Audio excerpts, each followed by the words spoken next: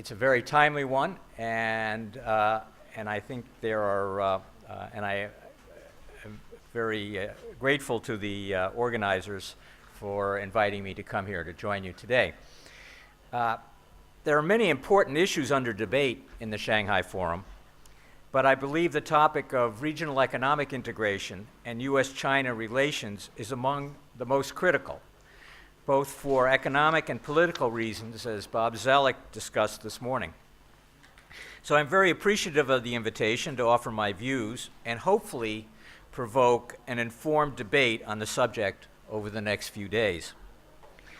Now, I've been thinking about Asia-Pacific economic integration for the past 2 decades, since I advised the Eminent Persons Group of APEC, chaired by my colleague Fred Bergston, and that was in the period 1993 to 1995.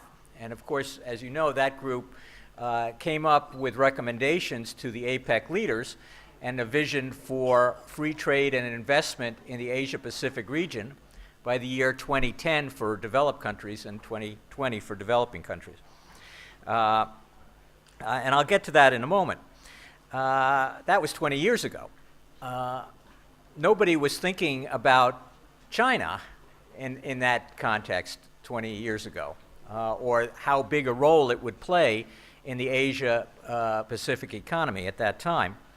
But I've been inspired to write about the subject again with a new specific focus on the implications for U.S.-China relations in light of the extensive and I think somewhat misdirected public debate about containment. And I will mention that in some detail during the course of my remarks. Now, my talk today cannot cover the rich experience of integration initiatives in the Asia-Pacific region, but I will try to give at least a snapshot of 2 of the most important ventures and how they affect U.S.-China economic relations. As I noted, almost 2 decades ago, U.S. and Chinese leaders, along with the other colleagues in the APEC, agreed at the APEC summit in Bogor, Indonesia, to achieve free trade and investment in the region by 2010 and 2020. The deadlines at that time for those ambitious ventures might have seemed distant to the APEC leaders in November 1994. But the first marker is already long past, and the second fast approaching. So APEC gets a grade of A for its vision of regional economic integration, and an incomplete for its execution. Nonetheless, progress towards an Asia-Pacific free trade region over this period has been notable, even if much of it has taken place outside the scope of APEC deliberations. It's well known that there's been a proliferation of bilateral and regional free trade agreements in the region. 2 of these FTA initiatives, now fashionably called partnerships, deserve particular attention: the Trans-Pacific Partnership and the Regional Comprehensive Economic Partnership. And let me give a brief description of each before I go into more detail. The Trans-Pacific Partnership, which currently involves 11 countries and will soon involve 12 when Japan enters the talks in July of this year, brings together countries that are like-minded but not alike. Among the 12 countries, you have very rich countries and very big countries, countries at high stages of development, and countries like Vietnam at relatively low levels of economic development. Countries that have open political systems and extensive political rights and civil liberties, others that have more restrictions on political and economic activity in their societies. And they range from the big, like the United States, to small, like Brunei, rich, like the United States or Australia, to relatively less developed, like Vietnam, and even to some extent Peru or Malaysia. Now, the 12 are alike in their desire to craft a high standard and comprehensive accord, even though they are not alike, indeed highly diverse in their levels of development, size, and method of governments. Many already have free trade agreements with each other and with other countries participating in the TPP, but they seek to upgrade and expand the scope of these prior agreements. This is important. It's not just about the additional trading partners that you might bring into the pact, but it's a recognition that previous economic integration arrangements, free trade agreements or economic partnership arrangements or whatever you want to call it, those agreements that have been negotiated over the past 20 years are of varying degrees of quality. And many of them are very low quality.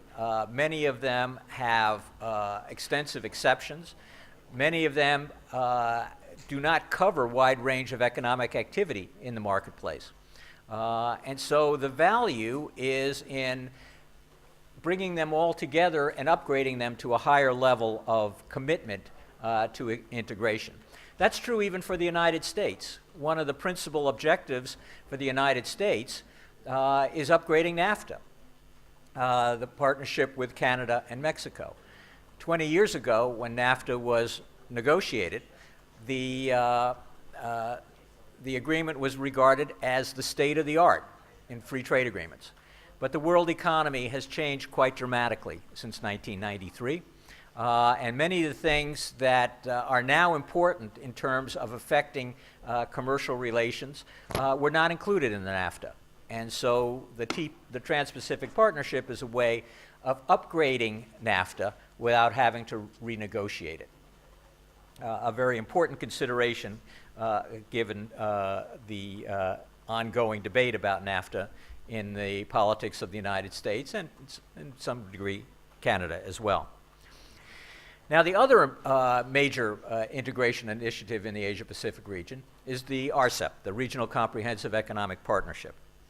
This involves 16 countries, the ASEAN, the 3 countries of Northeast Asia, 2 in Oceania, and India. And these countries, like the TPP participants, want to broaden and deepen existing commercial relations, albeit with lower ambitions regarding the breadth and depth of trade and investment reform, much lower than the TPP. Now, I call the TPP and the RCEP super-regional initiatives because they are bigger and have broader goals than prior generations of preferential trading pacts. The TPP includes 12 countries that account for 38% of world output. The RCEP includes 16 countries whose combined GDP accounts for 29% of world output. So these are really big deals. We're not talking about the type of bilateral arrangements that are so often associated with this proliferation of regionalism over the past 20 years. These are super regional. They involve much bigger economic areas. They have much broader implications for the world trading system. Now, the U.S. provides the economic ballast of the TPP, China the economic ballast of the RCEP. But it's important to note that many countries participate in both. Over the near term, however, at least 2 countries seem unlikely to pursue membership in both partnerships, and that's the United States and China. And that's where it's important to understand the implications of the evolution of these super-regional initiatives and how they might, the implications and how they will affect U.S.-China commercial relations. Now, despite the importance of bilateral trade, U.S.-China FTA negotiations are not on the immediate radar screen of either country, of policymakers in either country, for a variety of economic and political reasons. The U.S. will continue to give priority to Asia-Pacific integration, a la TPP, and China to intra-Asian integration involving RCEP and its neighboring partners. But it's important, and a key point that I want to stress in my comments today, is that their paths could converge in the future to their mutual benefit, and I think they will sooner rather than later, sooner than one would expect from the conventional wisdom of policymakers in both countries.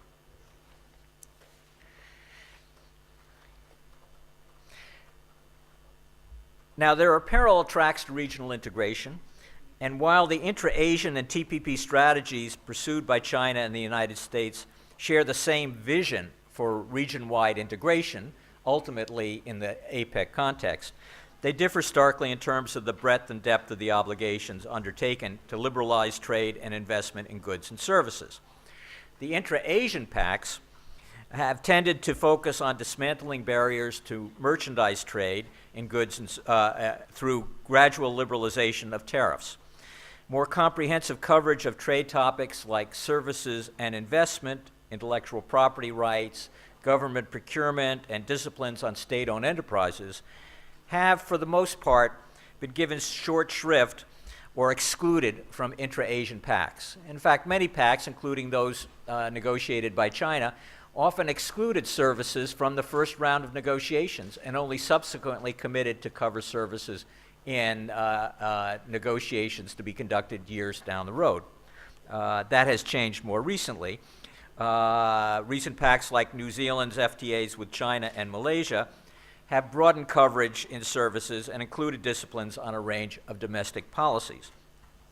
China's current FTA negotiations with South Korea, a country that already has included high standard agreements with the United States and the European Union, could go even further.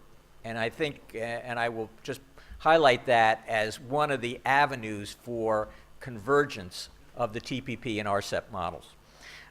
These recent initiatives among Asian countries provide significant precedents for the RCEP negotiations, which, if adopted, could narrow the gap between the intra-Asian and Asia-Pacific integration pacts in terms of substantive coverage.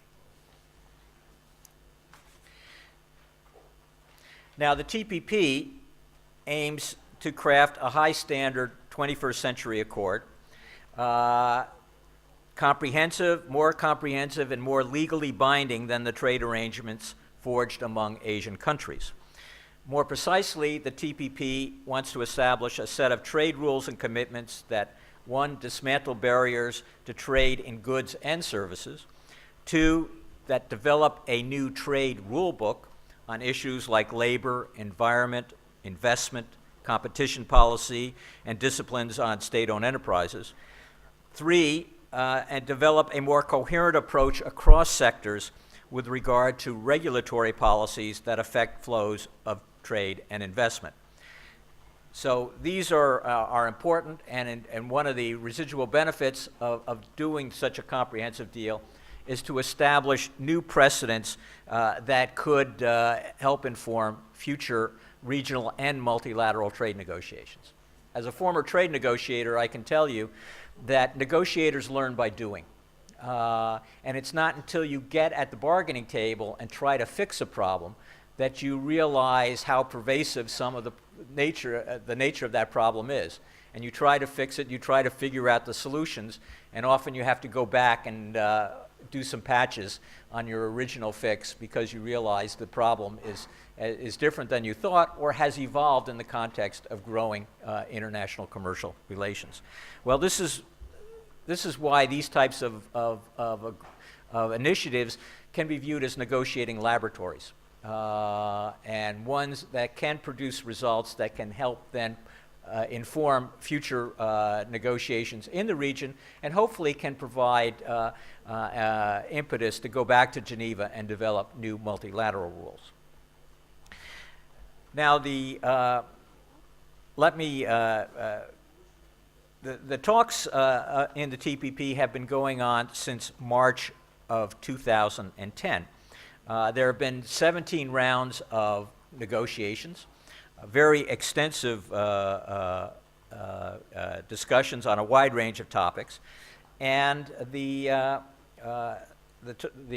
negotiators have made a lot of progress in clearing up the easy stuff. What is left are the more difficult issues that require changes in existing government policies. And normally that will occur in any trade negotiation. But in this case, when negotiators think that they have a short list of sticking points that they need to resolve, when you actually look at it, the short list is pretty long. And the sticking points involve both market access issues and differences over how to craft disciplines on new trading rules. The market access issues involve all of the usual suspects. Farm trade restrictions on dairy, on beef, on rice, rules of origin and market access for textiles, clothing, and footwear, restrictions on trade and financial services and labor services. But the rulemaking list is also long and involves investment issues, including investor-state dispute settlement. It involves differences over intellectual property, over the provision of provisions on capital controls, over a wide range of topics related to labor and the environment. The negotiators hope to finish by, or were told to finish by their leaders, by the end of 2013, and I can clearly tell you that that ain't going to happen.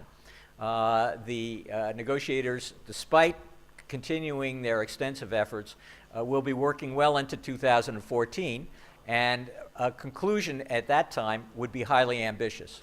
And indeed, when I made a presentation last week and debated this with Bob Zellick and Carla Hills, the former U.S. Trade Representative, they were of the view that the talks could easily spill over even into 2015.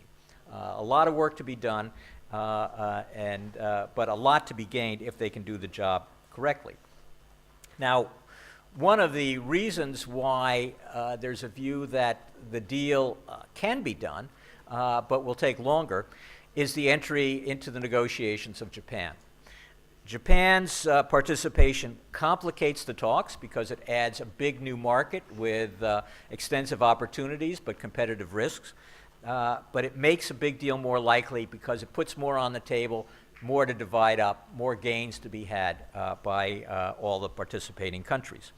This is particularly true for the United States that would, and the other TPP countries that would get extensive gains from the investment reforms and liberalization of insurance and other services and farm trade reforms that the Japanese have essentially committed to pursue and that they have been unwilling to entertain over the past 2 decades.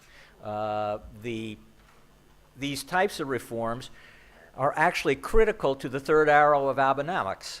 And so if Prime Minister Abe is able to sustain political support for his overall economic plan, then TPP participation and making these rather substantial commitments to reform in agriculture and services will be part of the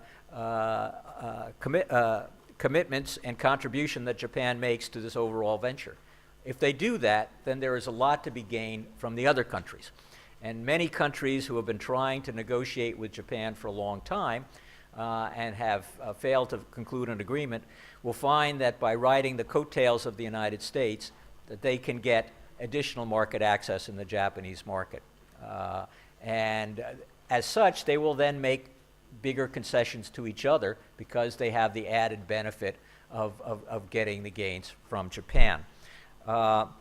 This is why I think it'll make the deal, it makes it more likely that the deal will close, but it'll take longer to put the overall deal together because it'll be a bigger deal with larger economic gains. Now, once the TPP negotiations are concluded, adding new members will be far more complex. And it's not like accession to the WTO that allows partial reforms. The TPP generally calls for full trade liberalization and requires compliance with its comprehensive rulebook. And these additional requirements explain why accession clauses and FTAs have almost never been invoked. So there will be an accession clause in the TPP, but I don't think it will have much consequence, and this has important implications for countries in the region that may be considering joining over the next few years. Adding new members to a preferential trading regime affects the nature of competition in the preference area and the balance of concessions between signatory countries. Such knitting does not work for simple economic and political reasons. On the economic side, when you expand the geographic area of a free trade zone, you effectively dilute the value of the preferences and protection for domestic industries. On the political side, the rules of origin, each different in each agreement, are meant to restrain competition and to provoke side payments to domestic companies.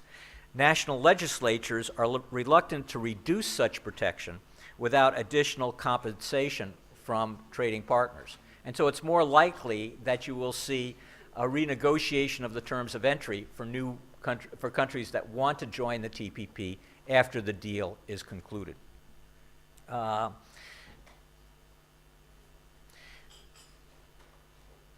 Now, let me say a few words about the Regional Comprehensive Economic Partnership. Here, the negotiations have just begun, literally in the last few weeks. The RCEP aims, as well as the TPP, to broaden and deepen the existing pacts, the agreements that the ASEAN countries have with the 6 other members, Australia, India, Japan, Korea, New Zealand, and China. And they hope to do it by the end of 2015. And that deadline is as likely as the TPP deadline of 2013. Like the TPP, the RCEP aims to cover extensive areas of economic activity, trade in goods and services, rules on intellectual property, regulatory policies, and the like. So if you look just at the table of contents, the two initiatives look fairly similar. But the RCEP aims at softer commitments than the hard law obligations under construction in the TPP. And unlike the TPP, the RCEP will provide special preferences for poorer countries plus additional exemptions for less developed countries. And here the TPP is not envisaging such special and differential treatment. There may be differences in the schedule of implementation. So you will have asymmetric implementation of some reforms, but they will all be looking towards common obligations. So that's a big difference, and it has implications as well for how these two arrangements could eventually converge. Now, essentially, the goals of the RCEP closely resemble those of the ASEAN Economic Community, which seeks deeper integration among its own members by the end of 2015.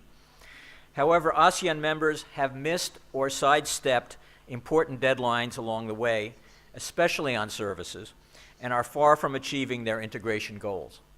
RCEP could help accelerate progress on the ASEAN Economic Community. That's an important deliverable from the enterprise. But perhaps more importantly, RCEP will provide China a platform to continue incremental reforms that in the future would allow it to participate in more comprehensive regional and global pacts. Now that said, RCEP is not competing with TPP. They have different time frames. But as I mentioned before, there is overlapping participation. If you look at the 16 members of the RCEP, 7 of them, including Japan, are also negotiating in the TPP. So it's clear, and there are additional countries, if you think about it, Indonesia, the Philippines, South Korea, and Thailand have expressed interest in the TPP as well. So it could be that 11 of the 16 members of RCEP will be participating in both initiatives. Now, most of them don't consider the RCEP and the TPP as alternatives. They see them as complements and ways in which you can use trade agreements to push the domestic economic reform which is needed to enhance their productivity and competitiveness against with their neighboring countries. that's the way most of the countries see it, using the trade initiatives in that regard. And so they don't see these agreements as competing or alternatives. Indeed, if you look at econometric analysis of the prospective impacts of these agreements on income and trade, and extensive work has been done by my colleague Peter Petrie, his projections of income and trade gains suggest that the gains from the two pacts are largely additive. And that's a very powerful result and gives at least economic justification for finding a way to move forward on both these initiatives and link them eventually in a free trade area of the Asia Pacific, as we started talking about 2 decades ago. Now, if you think about it, if 11 of the 16 countries are going to be participating or could be participating in both agreements by the year 2016, you still have 2 outliers, and they're named the United States and China. And so what does this mean for China? And here, as I said before, there has been what I consider misdirected discussion or focus on the implications of TPP for China. The question was, are the TPP countries keeping China out? Well, the first point to make on this is that countries have to ask to join the TPP talks. So nobody is keeping China out in the first step because China hasn't asked. If China actually asked to join, then we'd have an interesting discussion. Japan, for example, formally and finally asked to join the talks earlier this year. But for a long time they didn't. Because they didn't think that they were going to be able to respond positively to the commitments to reform agriculture, services, and manufacturers. And once you ask to join, the candidate countries first have to consult with the current participants to ensure that they know what is expected of them, and 2, that the TPP countries are confident that the new member has the same high level of ambition. Right now, I would suspect that China hasn't asked because it isn't ready for TPP obligations on transparency and disciplines on government intervention in the marketplace, and it wants more flexibility as it has in RCEP with regard to exceptions. But that could quickly change as it did in Japan. And so I leave open the prospect that you could see a dramatic change in how these 2 initiatives interact and the membership over the near to medium term. In part because it's hard to conceive of a comprehensive Asia-Pacific trade arrangement that does not eventually include China. Now, another factor that argues against the containment thesis is that, as noted in the overlapping membership, all these countries want to expand their trade and investment relations with China. Nobody wants to contain them. They want to broaden the economic relations. And indeed, China wants to be participating in that as well. It has been a very constructive participant in the APEC discussions of the longer-term vision of free trade and investment in the region. It's also important for China because if you count Japan and Korea in the TPP, then more than 50% of Chinese merchandise exports and over 40% of its imports are conducted with TPP, would be conducted with TPP members. So it's important for China to have good relations with these countries, very important for those countries to continue to expand their trade with China, which for many of them is the leading trading partner.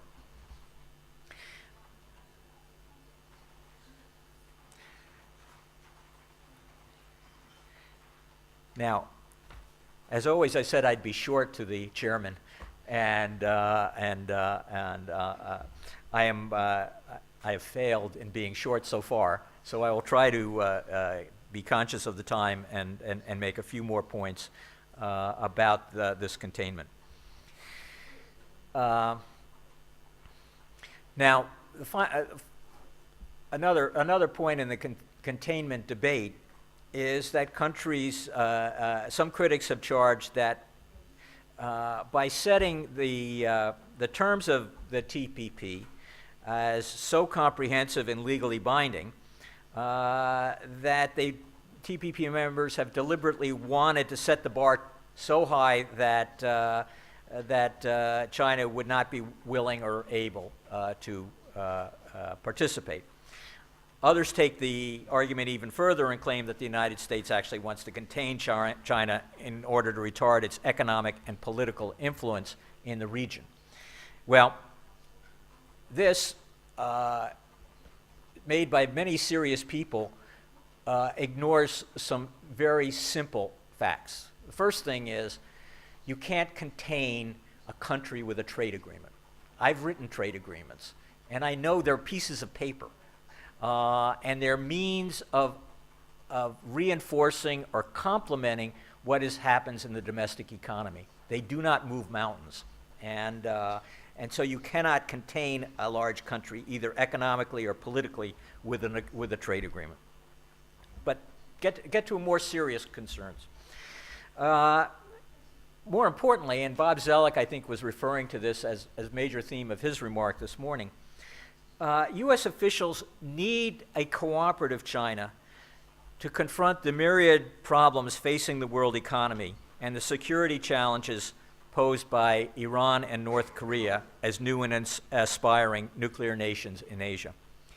The United States and China need to work together and therefore must manage the inevitable frictions that arise as the breadth and scope of their commercial relations expand. And that's why next month's U.S.-China summit meeting in California is so important. And indeed, as we expand our relations, we've had an expansion of our trade disputes. But that's normal. The country that the United States has the most trade disputes with is Canada, because we have the largest volume of trade with Canada. And so there's just more grounds for friction. But because we have such a big commercial relationship, we have a vested interest in managing it.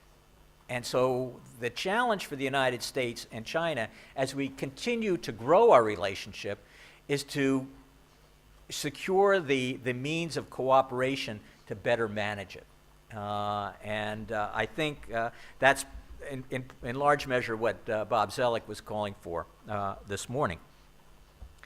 Now, a third point about the containment argument is that no one else in Asia wants to contain China.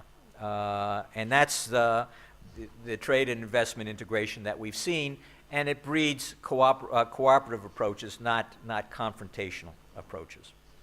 I think basically the competitiveness point that I raised before is the key one.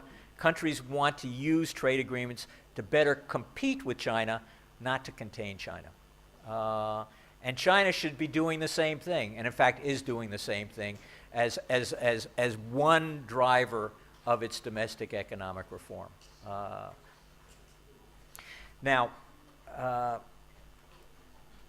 I'm running short on time, so